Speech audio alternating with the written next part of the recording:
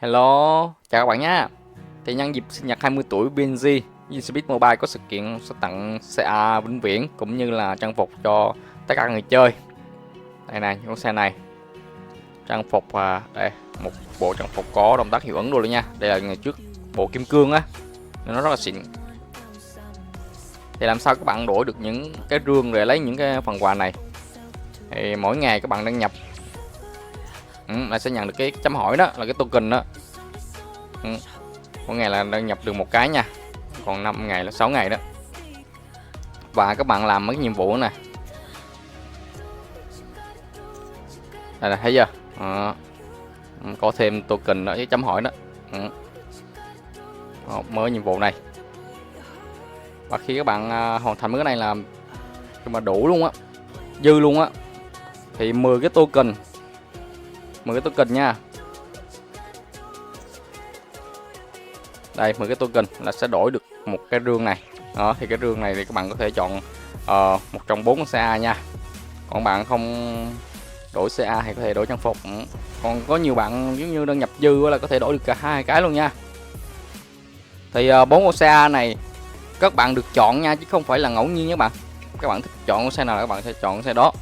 Thì trong 4 con này thì mỗi con nó có một điểm mạnh riêng, mà để mà chạy được nhiều map á, thì các bạn nên chọn băng thần, thủy thần với cái gì cải hiền địa ngục. Cải hiền địa ngục 3 con thôi, còn hỏa thần nó sẽ chạy khá kén map á, mấy cái map ngắn thôi.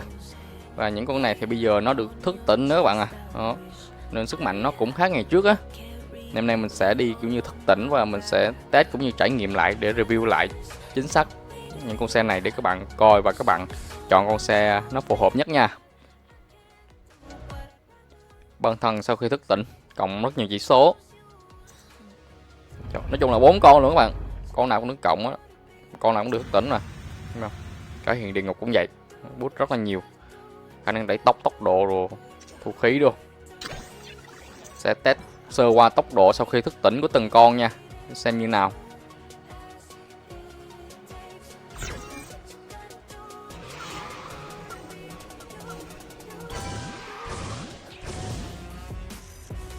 Setup của băng thần sẽ là 31.5, cái hiền địa ngục 31.5, hỏa thần 33.5. Vậy là cơ bản chỉ có 310 thôi, tại nó có skill cộng 3,5 km ban đầu á.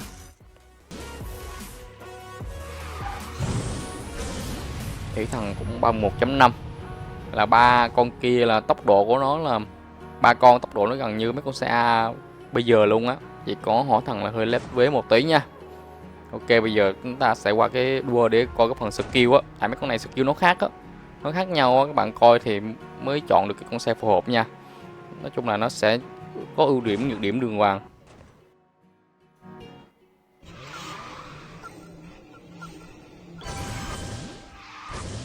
Băng thần là kiểu xe nó chạy càng lâu càng khỏe các bạn, kiểu xe chạy late game á. Lúc đầu nó tương đối yếu nhưng mà về sau càng về sau nó càng mạnh nha. Cái skill nó là mỗi 8 giây các bạn sẽ được 1 điểm cộng dồn đó, rồi nhận 1 điểm là 2 điểm đó.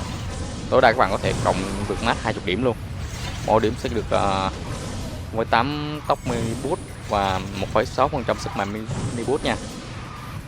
Nó cộng cả đẩy tốc và tốc độ luôn đó.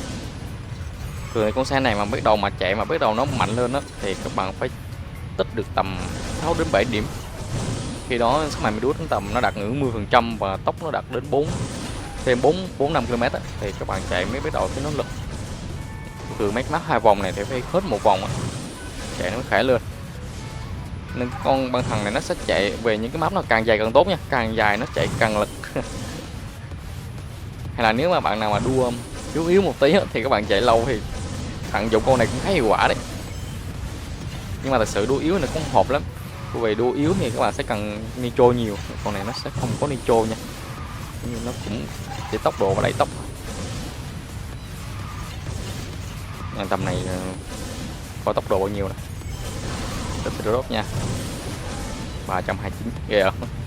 Có 6 km từ con tiểu hắc rồi, nhưng mà đập xe đúp mà 2 mấy là tốc rất khiếp đấy. thường thường thì các bạn chỉ chạy được mười mấy điểm vậy thôi, chứ mà 20 điểm đó là các bạn phải chạy gần 3 phút luôn đấy, rất là lâu nên ít khi mà chạy tới thời gian như vậy lắm.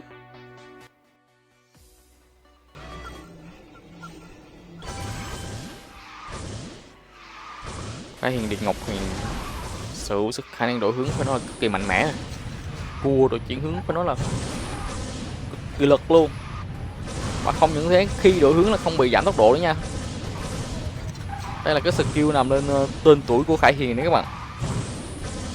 Ví dụ như các bạn những cái đoạn cua này, các bạn bẻ cua này, nói chung là chuyển hướng qua lại tốc nó không giảm nha, thành ra những cái pha bẻ hướng nó tốc rất là khiếp. Cái skill này làm con này rất là ảo nha. Ngoài ra thì cái con Khải Hiền địa ngục này nó so với cái bản Khải Hiền cũ á, nó là nó được có skill cộng sức mạnh cơ bản 20%. Thành ra các bạn chạy xe đồ, đẩy tốc đồ, các bạn cảm giác nó rất là lực luôn. Con Sang có cái skill nó rất là xịn. Đổi hướng mạnh này thì chạy những map đổi hướng, và đặc biệt là mấy cái bản đồ khó đồ, chuyển hướng đồ, nó là quá đã đi. Nhưng mà cái con Khải Hiền này mỗi lần mình chạy lại á là kiểu như xe cũ sao á, cái phần mà ví dụ như làm xe drop nhanh đó, nó ra boost hơi chậm các bạn. Nên các bạn chạy con này có một cái là mình thấy là các bạn lưu ý nha, xe drop nhanh nó sẽ hơi khó hơn mấy con xe bình thường, nó tạo boost rồi nó hơi chậm một tí. Còn một skill chuyển hướng đó là skill của nó cực kỳ ngon, cực kỳ mạnh.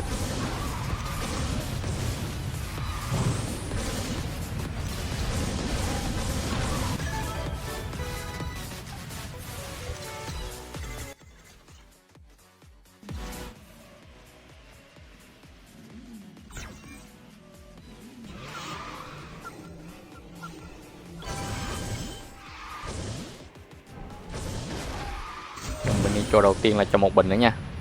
Skill của hỏa thần trong 30 giây đầu các bạn sẽ được boost tốc độ.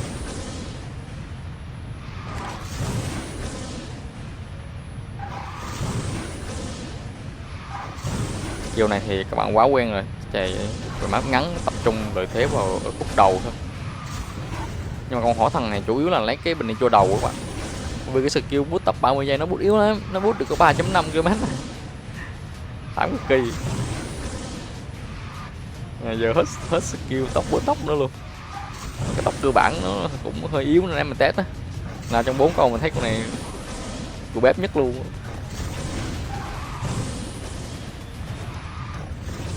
Kêu làm sao với lại con hổ của thằng non đây.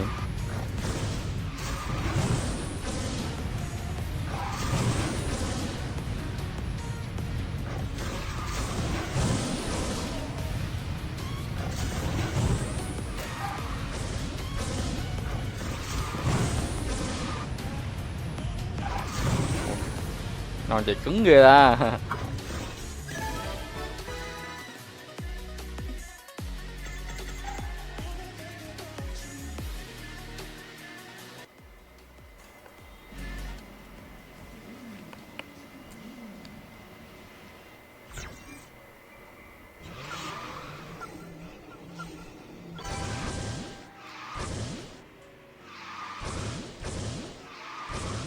Con thủy thần này phải chạy phía dưới nó mới kích cái skill kìa, như con này sẽ chỉ đuổi các bạn ạ.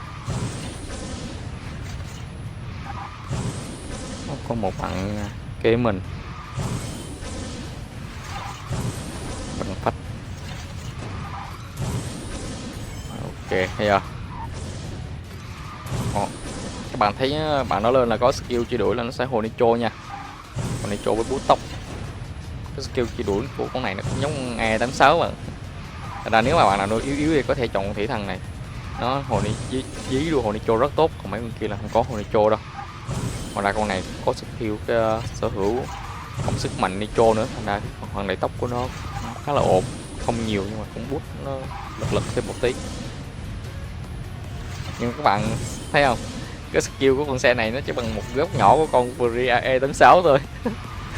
Thành ra nãy giờ mình đang nói mấy con xe kim cương này kiểu như xe kim cương đời cũ vậy chứ, cái khả năng thực chiến nó không bằng cái con A86 mới đâu. Con A86 Varia thôi mà nó rất là mạnh nha.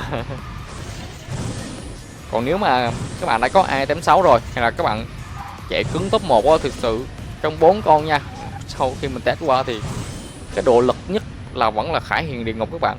Cái skill đổi hướng của nó mạnh, chạy đã, mà đổi hướng không bị giảm tốc, làm những cái pha đổi hướng qua của nó ảo, cực kỳ ảo luôn.